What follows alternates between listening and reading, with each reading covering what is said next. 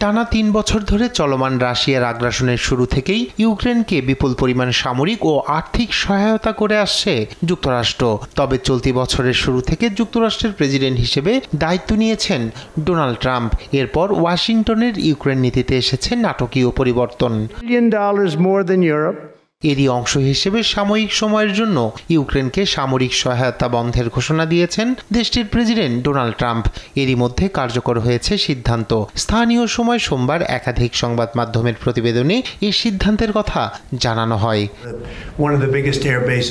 যতক্ষণ পর্যন্ত ট্রাম্প মনে করবেন ইউক্রেনের নেতারা শান্তির প্রতি অঙ্গীকারের সদিচ্ছা দেখাচ্ছে না, ততক্ষণ পর্যন্ত বন্ধ থাকবে সহযোগিতা। গণমাধ্যমের সামনে যুক্তরাষ্ট্রের প্রেসিডেন্ট ডোনাল্ড ট্রাম্প ও ইউক্রেনের প্রেসিডেন্ট ভলোদিমির জেলেনস্কির নজিরবিহীন বাকবিতণ্ডার পর এলো এ ঘোষণা। বাকযুদ্ধ নিয়ে যখন বিশ্বজুড়ে চলছে নানা আলোচনা, ঠিক তখন ইউক্রেনের প্রেসিডেন্ট ভলোদিমির জেলেনস্কিকে আরও একটি দুঃসংবাদ শুনিয়েছেন যুক্তরাষ্ট্রের জাতীয় নিরাপত্তা উপদেষ্টা মাইক ওয়ালস। ইউক্রেনের শান্তি চুক্তির জন্য জেলেনস্কিকে পদত্যাগ করা লাগতে পারে বলে জানিয়েছেন মার্কিন এই নিরাপত্তা উপদেষ্টা।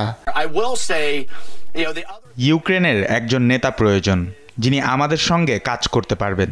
এছাড়া শেষ পর্যন্ত রাশিয়ার সঙ্গেও কাজ করতে পারবেন এবং এই যুদ্ধ থামাতে পারবেন। এদিকে নিজের অবস্থানে অনড় ভলোদিমির জেলেনস্কি প্রকৃত ও যথাযথ শান্তির জন্য ইউক্রেনের নিরাপত্তা নিশ্চিত প্রয়োজন বলে জানিয়েছেন তিনি।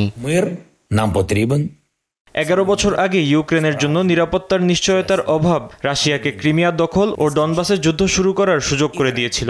পরবর্তীতে নিরাপত্তার নিশ্চয়তার অভাবে রাশিয়া পূর্ণমাত্রার আক্রমণ শুরু করতে সক্ষম হয়েছিল এবং তা চালিয়ে যাচ্ছে। পুরো বিশ্ব এই ঘটনার সাক্ষী। তাই প্রকৃত ও যথাযথ শান্তির জন্য ইউক্রেনের নিরাপত্তার নিশ্চয়তা প্রয়োজন।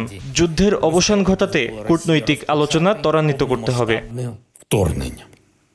অন্যদিকে দীর্ঘদিন ধরেই জেলেনস্কির বৈধতা নিয়ে প্রশ্ন তুলেছে রাশিয়া। তাদের দাবি 2024 সালে ইউক্রেনে নির্বাচন হওয়ার কথা ছিল, তবে সামরিক আইন জারি থাকায় সম্ভব হয়নি নির্বাচন, যা নিয়ে এখনও চলছে বিতর্ক। রায়হান কবির শুভ্র, নিউজ ডেস্ক, দেশ টিভি।